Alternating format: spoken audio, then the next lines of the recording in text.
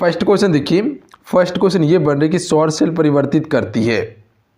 अगर इन सेट में किसी भी क्वेश्चन का आंसर पता हो तो अपना आंसर आप सभी नीचे कमेंट बॉक्स में जरूर बताइएगा। तो right answer option number B जाएंगे, सौर ऊर्जा को विद्युत ऊर्जा में परिवर्तित करती है। याद रखिएगा आप सभी। देखिए सौर सेल जो परिवर्तित करती है वो सौर ऊर्जा को विद्युत ऊर्जा में। अगला क्वेश्चन कर लेते हैं। अगला क्वेश्चन ये बन रहा है अपना कि किसी वस्तु की गतिज ऊर्जा में वृद्धि किसके साथ होती है। तो देखिए किसी वस्तु की गतिज ऊर्जा में वृद्धि जो होती है वो वेग के साथ में होती है, यानी ऑप्शन में बी राइट आंसर है। याद रखिएगा आप सभी। तो हम सभी कह सकते हैं कि किसी वस्तु की गतिज ऊर्जा में तब वृद्धि होती है जब वेग साथ में हो। ऑप्शन में बी करेक्ट आंसर है। अगला क्वेश्चन कर लेते हैं। अगला क्वेश्चन ये बन रहा है अपना कि एक वस्तु को जमीन से ऊपर एक निश्चित ऊंचाई से छोड़ा जाता है। जिस समय ये जमीन को छुएगा उस समय डैश ऊर्जा होगी। तो उस समय इसकी ऊर्जा जो होगी फ्रेंड वो गतिज ऊर्जा होगी। याद रखिएगा आप सभी। जब वो जमीन को छुएगा तो उस समय जो इसकी ऊर्जा होगी वो कौन सी ऊर्जा होगी, तो उसमें गतिज ऊर्जा होगी। अगला क्वेश्चन देखिए क्या बन रहे हैं। जल के आयतन में क्या परिवर्तन होगा यदि तापमान 9 डिग्री सेल्सियस से गिराकर 3 डिग्री सेल्सियस कर दिया जाए। तो हम सभी कह सकते हैं आयतन पहले घटेगा और बाद में बढ़ेगा। अगर 9 डिग्री सेल्सियस से गिराकर 3 डिग्री सेल्सियस कर दिया जाता है तो आयतन पहले घटेगा बाद में बढ़ेगा। तो याद रखिएगा ऑप्शन नंबर सी बिल्कुल राइट आंसर हो जाते हैं। देखिए अगला क्वेश्चन क्या है, ल्यूमेन किसका मात्रक है। चलिए क्वेश्चन नंबर 5 के लिए आप सभी राइट आंसर करेंगे, ल्यूमेन किसका मात्रक है। तो हम कह सकते हैं ज्योति फ्लक्स का मात्रक ल्यूमेन है। Option number B right answer है क्वेश्चन नंबर 5 के लिए। देखिए अगला क्वेश्चन क्या है। अगला क्वेश्चन ये बन रहे किसी कालीन की सफाई के लिए यदि उसे छड़ी से पीटा जाता है उसमें कौन सा नियम लागू होता है। किसी भी कालीन को सफाई करने के लिए छड़ी से पीटा जाता है उसमें कौन सा नियम लागू होता है। तो हम सभी जानते हैं कि कौन सा नियम लागू होता है, गति का पहला नियम। Option number A right answer हो जाएंगे आप सभी का। आइए अगला क्वेश्चन देखिए। पानी में भरे कप की तली में एक पत्थर रखा जाता है, पत्थर की आभासी गहराई है। बी राइट आंसर है इसकी वास्तविक गहराई से कम। अगला क्वेश्चन देखिए। प्रकाश छोटे छोटे कणों से मिलकर बना है जिसे कहते हैं, फोटोन कहा जाता है इसे। अगला क्वेश्चन देखिए। अगला क्वेश्चन ये बन रहे प्रकाश वायु की अपेक्षा कांच में मंद गति से चलता है क्योंकि। चलिए आंसर करेंगे आप सभी। प्रकाश वायु की अपेक्षा कांच में मंद गति से चलता है क्योंकि वायु का अपवर्तनांक कांच के अपवर्तनांक से कम होता है, यानी इसका option number A right answer रहेंगे। जितने भी क्वेश्चन बताएंगे सारा इंपॉर्टेंट क्वेश्चन बताएंगे, एक भी ऐसा वैसा क्वेश्चन नहीं रहेगा जो आपके एग्जाम में आपको सपोर्ट ना करे। जितने भी क्वेश्चन आपको बताएंगे एग्जैक्ट क्वेश्चन बताएंगे जो हूबहू आपके पेपर में लड़ने का चांस है। अगला क्वेश्चन देखिए। अवतल लेंस हमेशा किस प्रकार का प्रतिबिंब बनाता है। चलिए क्वेश्चन नंबर 10 के लिए आप सभी राइट आंसर करेंगे। अवतल लेंस हमेशा किस प्रकार का प्रतिबिंब बनाता है। तो हम कह सकते हैं आभासी प्रतिबिंब बनाता है, यानी option number B right answer रहते आभासी।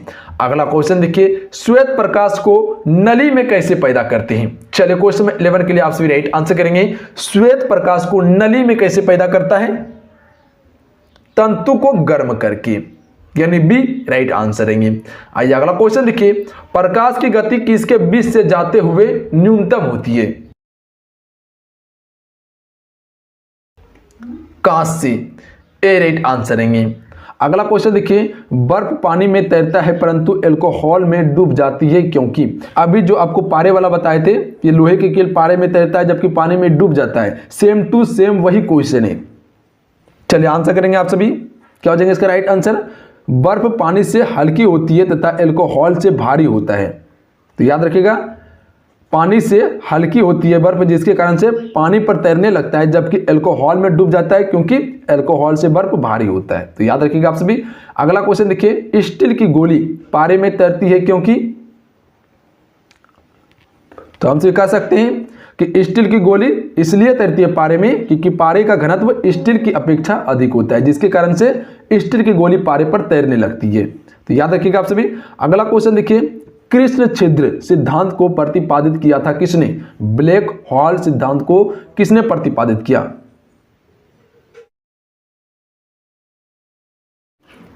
सी राइट आंसर रहेंगे, एस चंद्रशेखर ने किया था। अगला क्वेश्चन देखिए क्या है, किस तापमान पर जल का घनत्व अधिकतम होता है? डी राइट आंसर रहेंगे 4 डिग्री सेल्सियस पर। अगला क्वेश्चन देखिए, उड़ान अभिलेखी का तकनीकी नाम क्या है?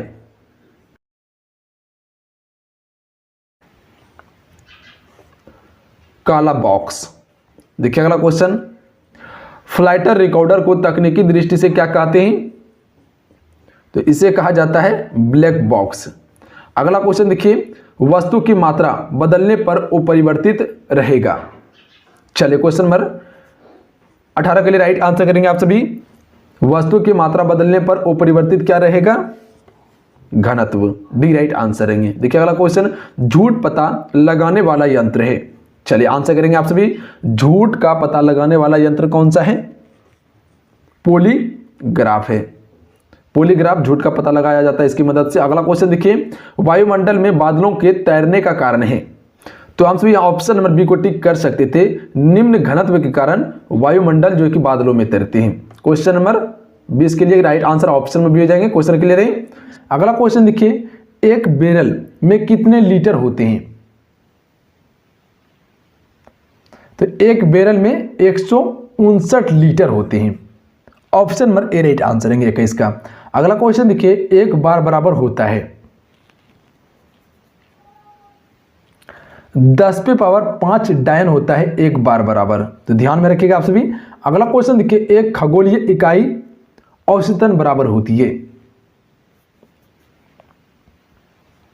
पृथ्वी और सूर्य की दूरी के बराबर होती है एक खगोलीय इकाई। अगला क्वेश्चन देखिए, अगला क्वेश्चन ये है, एक माइक्रोन बराबर है? एक माइक्रोन बराबर है। तो एक माइक्रोन बराबर जो होता है 10 पे पावर -6 मीटर होता है।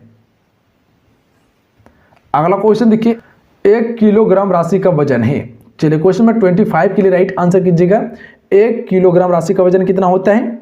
तो हमसे कह सकते हैं 9.8 न्यूटन होता है। कितना? 9.8 न्यूटन होता है। अगला क्वेश्चन देखिए, एक प्रकाश वर्ष इनमें से किसके सर्वाधिक समीप है? 10 पे पावर 15 मीटर के समीप है। अगला क्वेश्चन देखिए, बांध के नीचे की दीवार मोटी बनाई जाती है क्योंकि? चलिए क्वेश्चन नंबर 27 के लिए आप सभी राइट आंसर कीजिएगा। बांध के नीचे की दीवार मोटी बनाई जाती है क्योंकि गहराई बढ़ने के साथ साथ द्रव्यमान का दाब भी बढ़ता है, जिसके कारण से बांध के नीचे मोटी बनाई जाती है। दीवार जो है कि मोटी बनाई जाती है बांध के नीचे में। अगला क्वेश्चन देखिए, निम्नलिखित में से किस स्थान पर छोटी जी का मान सर्वाधिक होता है? गुरुत्वाकर्षण का मान सबसे अधिक होता है। तो हमसे कह सकते हैं अंटार्कटिका के मैप पर सबसे अधिक मान होता है गुरुत्वाकर्षण का छोटी जी का मान। तो याद रखिएगा ऑप्शन में डी राइट आंसर हो जाएंगे। अगला क्वेश्चन देखिए, द्रव चालित ब्रेक किसके नियम पर कार्य करता है? पास्कल के नियम पर कार्य करता है। तो याद रखिएगा ऑप्शन में ए राइट आंसर हो जाएंगे। अगला क्वेश्चन देखिए, निम्नलिखित में से किसकी इकाई न्यूटन मीटर नहीं है? इनमें से किनकी इकाई न्यूटन मीटर नहीं है? बल का एसआई मात्रक न्यूटन मीटर नहीं है, जबकि गति ऊर्जा कार्य और ऊर्जा का ये सभी का न्यूटन मीटर इकाई है। अगला क्वेश्चन देखिए, 1 मेगावाट घंटा बराबर होता है? चलिए क्वेश्चन नंबर 31 के लिए आप सभी राइट आंसर करेंगे। 1 मेगावाट घंटा बराबर कितना होता है? तो हम कह सकते हैं 4.2 × 10⁻⁹ जूल होता है। तो याद रखिएगा ऑप्शन में डी राइट आंसर हो जाएंगे। अगला क्वेश्चन देखिए, एम्पियर नापने की इकाई है? तो हम कह सकते हैं एम्पियर से करंट नापा जाता है। अगला क्वेश्चन देखिए, विभिन्न विभिन्न द्रव्यमान के 2 पत्थरों को एक भवन के शिखर से एक साथ गिराया जाता है। तो हमसे कह सकते हैं दोनों पत्थर जमीन पर एक साथ ही पहुंचते हैं। सी को यहां टिक कर सकते थे हम सभी। अलग अलग पत्थर है, दोनों को एक ही साथ गिरा रहा है, तो जमीन पे वह एक ही साथ पहुंचेगा। तो याद रखिएगा आप सभी, कहीं कंफ्यूजन नहीं करना है। अगला क्वेश्चन देखिए, प्रकाश विद्युत सेल बदलता है? प्रकाश ऊर्जा को विद्युत ऊर्जा में। बी राइट आंसर हो जाएंगे। बी को टिक कर सकते थे हम सभी। अगला क्वेश्चन देखिए, नोबेल पुरस्कार अल्फ्रेड नोबेल के नाम से शुरू हुआ जिन्होंने खोज की थी। डायनामाइट की खोज की थी इसने। डी राइट आंसर हो जाएंगे। अगला क्वेश्चन देखिए, यंग प्रत्यवस्था गुणांक का एसआई मात्रक है। सी राइट आंसर हो जाएंगे, न्यूटन प्रति मीटर स्क्वायर होता है। अगला क्वेश्चन देखिए, कोणीय संवेग किसके बराबर है। कोणीय संवेग किसके बराबर है। जड़त्व आघूर्ण गुना कोणीय वेग के बराबर होता है। ऑप्शन में ए राइट आंसर हो जाएंगे। अगला क्वेश्चन देखिए, बर्नौली का सिद्धांत निम्नलिखित में से किसके संरक्षण का परकथन है। ऊर्जा के संरक्षण का परकथन है बर्नौली का सिद्धांत। अगला क्वेश्चन देखिए, 1 नैनो सेकेंड में होते हैं 10⁻⁹ सेकेंड होते हैं 1 नैनो सेकेंड में। डी राइट आंसर है। अगला क्वेश्चन देखिए, लोहे की कील पानी की सतह पर किस कारण तैरती है। चलिए आंसर करेंगे आप सभी। किस कारण से तैरती है। पृष्ठ तनाव के कारण से तैरती है। ऑप्शन में बी राइट आंसर रहेंगे। अगला क्वेश्चन देखिए, बॉलिस्टिक पेपर द्वारा स्याही के सोखने में शामिल हैं। तो इसमें शामिल है कोशिकीय अभिक्रिया परिघटना। बी को टिक कर सकते थे हम सभी यहाँ पे। तो जो भी ऑप्शन में बी को टिक कर रहे थे बिल्कुल राइट आंसर हो जाते उन सभी का। अगला क्वेश्चन देखिए, टेलीस्कोप की खोज किस वैज्ञानिक ने की थी। चलिए आंसर करेंगे क्वेश्चन नंबर 42 के लिए। टेलीस्कोप की खोज किस वैज्ञानिक ने की थी। गैलीलियो के द्वारा टेलीस्कोप की खोज की गई थी। ऑप्शन में डी राइट आंसर हो जाएंगे। अगला क्वेश्चन देखिए, डायनमो में ऊर्जा परिवर्तित होता है। चलिए आंसर करेंगे आप सभी। डायनमो में ऊर्जा परिवर्तित होता है।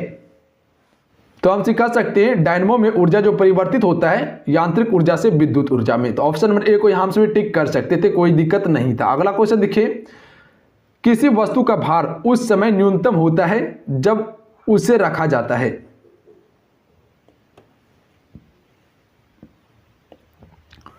पृथ्वी के केंद्र पर। ऑप्शन में डी राइट आंसर हो जाएंगे। अगला क्वेश्चन देखिए, एक एंगस्ट्रॉम में कितने मीटर होते हैं। तो याद रखिएगा आप सभी। ऑप्शन में ए राइट आंसर हो जाएंगे। 10⁻⁻10 मीटर होते हैं एक एंगस्ट्रॉम में।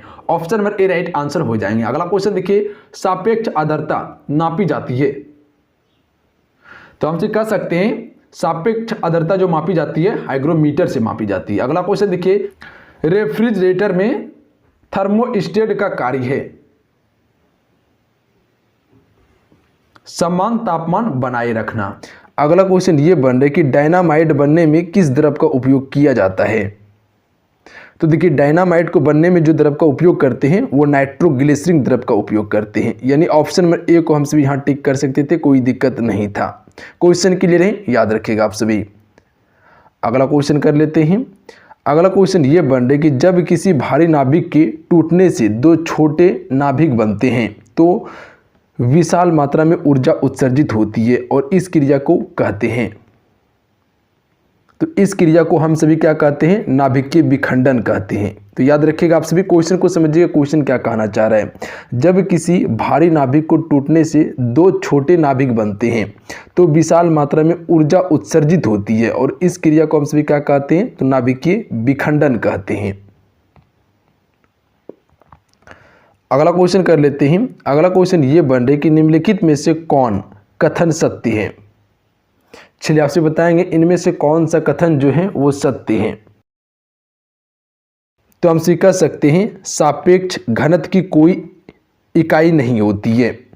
सापेक्ष घनत्व की कोई इकाई नहीं होती है, ये कथन क्या है, बिल्कुल सत्य है। अगला क्वेश्चन कर लेते हैं।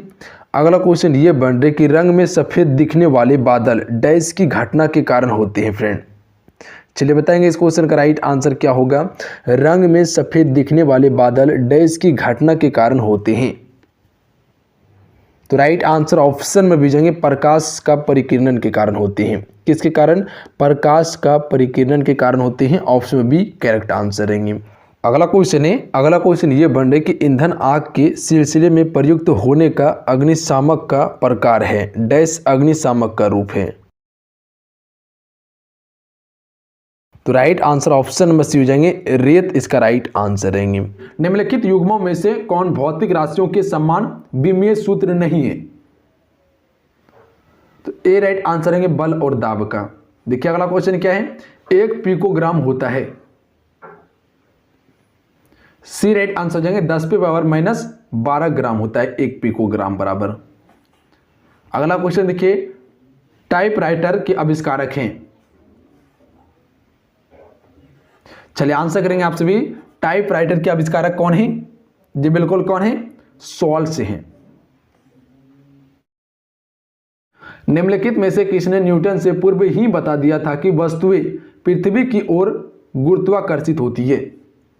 यह किसके द्वारा बताया गया था न्यूटन से पहले? तो हमसे कह सकते हैं ब्रह्मपुत्र के द्वारा बताया गया था। ये डी को यहां हमसे भी टिक कर सकते थे, कोई दिक्कत नहीं था। अगला क्वेश्चन देखिए, ध्वनि तरंगे सर्वाधिक तीव्र गति से चलती है। ए राइट आंसर देंगे ठोस में। अगला क्वेश्चन देखिए, यदि एक पेंडुलम से दोलन करने वाली घड़ी को पृथ्वी से चंद्रमा पर ले जाया जाए तो घड़ी होगी? तो ये सुस्त हो जाएगी। Option number A right answer जाएंगे, पेंडुलम से दोलन करने वाली घड़ी को अगर पृथ्वी से चंद्रमा पर ले जाया जाए तो यह सुस्त हो जाएगी। अगला क्वेश्चन देखिए, गैस भरे गुब्बारे का नाखून की तुलना में सुई से फटना आसान क्यों होता है? तो डी राइट आंसर जाएंगे, सुई गुब्बारे पर नाखून की तुलना में अधिक दाब डालती है, जिसके कारण से सुई से जो कि गुब्बारा जल्द फट जाता है पर नाखून से नहीं फटता है। अगला क्वेश्चन देखिए, 1 मील बराबर होता है। तो 1 मील बराबर होता है 1.61 किलोमीटर। तो याद रखिएगा 1.61 किलोमीटर होता है 1 मील बराबर। अगला क्वेश्चन देखिए, निम्नलिखित में से कौन सा एक व्युत्पन्न परिभाषा नहीं है? द्रव्यमान ये एक व्युत्पन्न परिभाषा नहीं है, जबकि घनत्व, आयतन और चाल ये सभी एक व्युत्पन्न परिभाषा है। अगला क्वेश्चन देखिए, पक्षपात्र का विकास किसने किया था या पृक्षपात्र का विकास किसने किया था? चलिए क्वेश्चन नंबर 62 के लिए आप सभी राइट आंसर करेंगे। तो ए राइट आंसर देंगे, वर्न वॉन ब्राउन के द्वारा किया गया था पृक्षपात्र का विकास। अगला क्वेश्चन देखिए, निम्न द्रव्यों में से ध्वनि सबसे तेज यात्रा करती है किससे? चलिए आप सभी क्वेश्चन नंबर 63 के लिए राइट आंसर कर देंगे। निम्न द्रव्यों में से सबसे अधिक ध्वनि जो तेज यात्रा करती है वह किससे करती है? तो राइट आंसर ऑप्शन में हो जाएंगे स्टील में सबसे अधिक तीव्र गति से ध्वनि यात्रा करती है। अगला क्वेश्चन देखिए, ध्वनि तरंगों की प्राकृतिक होती है अनुदैर्ध्य। अगला क्वेश्चन है, लिफ्ट में मनुष्य का प्रत्यक्ष वजन वास्तविक वजन से कम कब रहता है? तो हम कह सकते हैं जब लिफ्ट तेजी से नीचे जा रही हो तब व्यक्ति को अपनी वजन से कम वजन लगेगा, अगर वही तीव्र गति से ऊपर जा रही हो तेजी से तो अधिक लगेगा। देखिए अगला क्वेश्चन, क्रिकेट की गेंद को किस कोण से मारा जाना चाहिए ताकि वह अधिकतम दूरी तक जा सके? तो याद रखिएगा आप सभी, अगर 36 से 45 डिग्री कोण से अगर गेंद को मारा जाए बल्ले से तो वह सबसे अधिक दूरी पर जाएगा। अगला क्वेश्चन देखिए, थर्मोस्टेट का प्रयोजन क्या है? तापमान को स्थिर रखना। अगला क्वेश्चन है, निम्नलिखित में से कौन एक सदिश राशि है? नहीं है, सॉरी सदिश राशि नहीं है। तो हम कह सकते हैं द्रव्यमान सदिश राशि नहीं है बल्कि ये एक अदिश राशि है, क्योंकि द्रव्यमान का कोई दिशा नहीं होता है, जबकि संवेग, वेग, कोणीय वेग ये सभी एक सदिश राशि है। सदिश राशि उसे कहते हैं जिसका एक निश्चित दिशा हो और अदिश राशि उसे कहते हैं जिसका कोई निश्चित दिशा नहीं हो, जैसे हो गया लंबाई हो गया, आयतन हो गया, द्रव्यमान हो गया, ये सभी का कोई दिशा नहीं है। अगला क्वेश्चन देखिए, ध्वनि का तात्व जिसे पिच कहा जाता है किस पर निर्भर करता है? तो ये करता है आवृत्ति पर। Option number A right answer हो जाएंगे। इसी कारण से अलग अलग ध्वनियां सुनाई देती है, किसी का मोटा किसी का पतला। अगला क्वेश्चन देखिए, हेलीकॉप्टर का आविष्कार किसने किया? तो इसका आविष्कार किया था ब्रिकवेट ने किया था। बी राइट आंसर हो जाएंगे। अगला क्वेश्चन देखिए, अगला क्वेश्चन ये बन रहे कि घर्षण किस पर निर्भर नहीं करता है? चलिए आप सभी क्वेश्चन नंबर 71 के लिए राइट आंसर करेंगे। घर्षण किस पर निर्भर नहीं करता है? तो हम कह सकते हैं सतह की बनावट पर निर्भर नहीं करता है। ऑप्शन में बी राइट आंसर रहेंगे, याद रखिएगा आप सभी। घर्षण किस पर निर्भर नहीं करता है? तो सतह की बनावट पर निर्भर नहीं करता है। अगला क्वेश्चन नहीं, अगला क्वेश्चन ये बन रहा कि कूलाम किसकी एसआई इकाई है फ्रेंड? तो देखिए कूलाम एसआई इकाई जो है ये विद्युत आवेश की इकाई है। किसकी इकाई है? विद्युत आवेश की इकाई है। अगला क्वेश्चन देखिए, अगला क्वेश्चन ये बन रहा है कि नाभिकीय क्रियाओं में किसका उपयोग ईंधन के रूप में होता है? तो देखिए नाभिकीय क्रियाओं में ईंधन के रूप में जो हम इस्तेमाल करते हैं वो क्या चीज़ का करते हैं? यूरेनियम का करते हैं। यानी ऑप्शन में ए इसका राइट आंसर है, याद रखिएगा आप सभी। किसका उपयोग करते हैं? यूरेनियम का उपयोग करते हैं, ध्यान रखिएगा आप सभी। अगला क्वेश्चन देखिए, अगला क्वेश्चन ये बन रहा है कि बाइफोकस लेंस का उपयोग डैश से पीड़ित लोगों द्वारा किया जाता है फ्रेंड?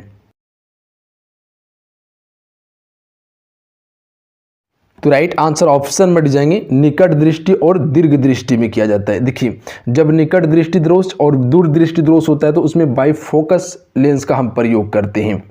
यानी ऑप्शन में डी इसका राइट आंसर है, ध्यान रखिएगा। अगला क्वेश्चन देखिए, वायु की आर्द्रता मापने के लिए कौन सा यंत्र प्रयुक्त किया जाता है? ए राइट आंसर रहेंगे, हाइग्रोमीटर का प्रयोग करते हैं वायु की आर्द्रता मापने के लिए। क्वेश्चन क्लियर है? सारा क्वेश्चन को क्लियर करते चलेंगे आप सभी। अगला क्वेश्चन देखिए, निर्वात में प्रकाश की चाल होती है? तो राइट आंसर ऑप्शन में सी हो जाएंगे, 3 × 10⁸ मीटर प्रति सेकेंड होती है निर्वात में प्रकाश की चाल। अगला क्वेश्चन देखिए, चंद्रमा पर धरातल से दूर विस्फोट सुनाई नहीं पड़ता है क्योंकि? तो हम तो जानते हैं कि चंद्रमा पर वायुमंडल अनुपस्थित है, वहां पर वायुमंडल नहीं है, जिसके कारण से कोई भी विस्फोट होता है वहां पर सुनाई नहीं देता है। अगला क्वेश्चन देखिए, एक उड़ते हुए चक्के की प्रति सेकंड घूर्णन किससे मापी जाती है? डी को टिक कर सकते थे हम सभी। देखिए अगला क्वेश्चन क्या है, प्रकाश वर्ष मात्रक है। तो ये मात्रक है दूरी का, प्रकाश वर्ष जो मात्रक है वह दूरी का है। अगला क्वेश्चन देखिए, वस्तु को गर्म करने पर उसके अणुओं की चाल बढ़ जाएगी। जैसे ही वस्तु को गर्म करेंगे तो उसके अणुओं की चाल बढ़ जाएगी। देखिए अगला क्वेश्चन, प्राश्रव्य तरंगे मनुष्य द्वारा नहीं सुनी जा सकती है। Option number B right answer है। प्राश्रव्य तरंगे मनुष्य द्वारा नहीं सुनी जा सकती है क्योंकि ये तरंग को सिर्फ कुत्ता, बिल्ली, कुछ जानवर सुन सकते हैं, जबकि श्रव्य तरंगों को मनुष्य सुन सकते हैं। अगला क्वेश्चन देखिए, हम दलदली सड़कों पर क्यों फिसलते हैं? तो हम सभी जानते हैं घर्षण की कमी के कारण हम सभी दलदली सड़कों पर फिसलते हैं। तो सी को यहां टिक कर सकते थे हम सभी। अगला क्वेश्चन देखिए, अदिश राशि है, इनमें से अदिश राशि कौन सी है? तो आपको बताए थे जिसका कोई निश्चित दिशा नहीं हो उसे हम अदिश राशि कहते हैं। ऊर्जा का कोई दिशा नहीं होता है तो इसे हम सभी अदिश राशि कह सकते हैं, जबकि सदिश राशि बल, आघूर्ण, संवेग ये क्या है? एक सदिश राशि है। देखिए अगला क्वेश्चन, ध्वनि के किस लक्षण के कारण कोई ध्वनि मोटी या पतली होती है? तो अभी बताए थे आपको, तो ये तारत्व के कारण होती है, पिच के कारण होती है। अगला क्वेश्चन देख लीजिए, अगला क्वेश्चन ये बन रही कि ऊष्मा गति का प्रथम नियम किस अवधारणा की पुष्टि करता है? तो ये ऊर्जा संरक्षण का पुष्टि करता है, याद रखिएगा आप सभी। ऊष्मा गति का प्रथम नियम जो फ्रेंड ये किस अवधारणा की पुष्टि करता है? तो ऊर्जा संरक्षण के नियम को पुष्टि करता है। ऑप्शन में ए करेक्ट आंसर रहेंगे। अगला क्वेश्चन कर लेते हैं। अगला क्वेश्चन ये है कि किसी वस्तु को अवतल दर्पण के सामने उसकी वक्रता और फोकस के बीच एक बिंदु पर रखा जाता है और इसकी छवि डैश बनेगी। तो देखिए इसकी छवि जो बनेगी फ्रेंड वो वक्रता के केंद्र से परे एक बिंदु पर बनेगी। इसकी छवि कहाँ पर बनेगी? वक्रता के केंद्र से परे एक बिंदु पर इसकी छवि बनेगी। यानी ऑप्शन में सी को हम सभी यहाँ टिक कर सकते थे, कोई दिक्कत नहीं था। क्वेश्चन क्लियर है? अगला क्वेश्चन कर लेते हैं। अगला क्वेश्चन ये बन रहा है कि यदि प्रतिरोध आधा हो जाता है तो धारा डैश होती है। तो धारा जो हो जाएगी फ्रेंड वो दोगुनी हो जाएगी। यदि प्रतिरोध आधा हो जाता है तो धारा इसकी क्या होगी? दोगुनी होगी। अगला क्वेश्चन देखिए, कार्बोरेटर का उपयोग होता है। तो राइट आंसर ऑप्शन में भी हो जाएंगे, पेट्रोल के साथ हवा को मिश्रित करना। अगला क्वेश्चन देखिए, निम्न में से किसके द्वारा सबसे अधिक ध्वनि प्रदूषण होता है? हवाई जहाज की उड़ान भरने से। अगला क्वेश्चन देखिए, फाइदोमीटर का उपयोग किसे मापने में किया जाता है? चलिए क्वेश्चन नंबर 90 के लिए आप सभी राइट आंसर करेंगे। तो ये किया जाता है समुद्र की गहराई मापने के लिए फाइदोमीटर का उपयोग। अगला क्वेश्चन देखिए, 1 नैनोमीटर होता है। तो राइट आंसर ऑप्शन में जाएंगे 10⁻⁹ सेमी के बराबर होता है। अगला क्वेश्चन देखिए, वायु में ध्वनि का वेग।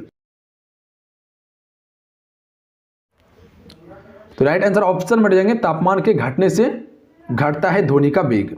अगला क्वेश्चन देखिए, साधारण बातचीत के ध्वनि की तीव्रता होती है 30 से लेकर 40 डेसिबल तक होती है। अगला क्वेश्चन देखिए, निम्नलिखित में से कौन सी मात्रा जड़त्व का माप है? इनमें से कौन सी मात्रा जड़त्व का माप है?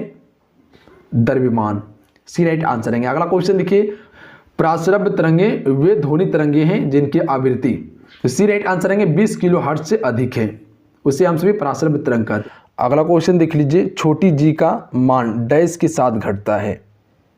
तो देखिए छोटी जी का मान जो घटता है फ्रेंड, ये वजन के साथ में घटता है, यानी ऑप्शन में सी इसका क्या होंगे? राइट आंसर होंगे।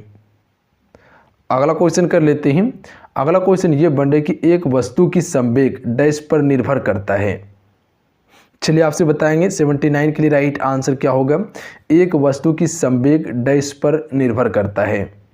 तो ये किस पर निर्भर करता है? पिंड का द्रव्यमान और वेग पर निर्भर करता है, यानी ऑप्शन में सी को हम भी यहाँ टिक कर सकते थे, पिंड का द्रव्यमान और वेग पर निर्भर करता है।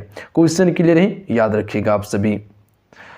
अगला क्वेश्चन कर लेते हैं। अगला क्वेश्चन ये बन रहा है कि डैश की आवृत्ति मनुष्य के लिए श्रव्य नहीं है फ्रेंड। तो राइट आंसर ऑप्शन में जाएंगे 22,000 हर्ट्ज जो है फ्रेंड, ये मनुष्य के लिए श्रव्य नहीं है। आपसे को बताऊंगे मनुष्य के लिए जो आवृत्ति है सुनने की वो कितना है? 20 हर्ट्ज से 20,000 हर्ट्ज तक है, याद रखिएगा आप सभी।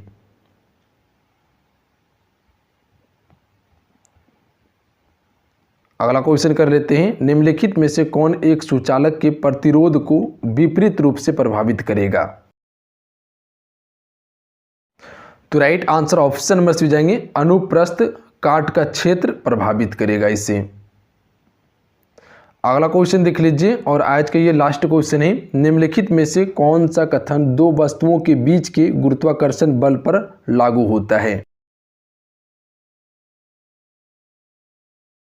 तो राइट आंसर ऑप्शन में से जाएंगे दो वस्तुओं के बीच गुरुत्वाकर्षण बल हमेशा आकर्षक होता है। ये बल जो है कि बिल्कुल दो वस्तुओं के बीच लागू होता है, यानी ऑप्शन में सी इसका बिल्कुल राइट आंसर है। क्वेश्चन क्लियर है? क्वेश्चन को ध्यान रखिएगा आप सभी। दो वस्तुओं के बीच गुरुत्वाकर्षण बल हमेशा आकर्षक होता है, ऑप्शन में सी करेक्ट आंसर है।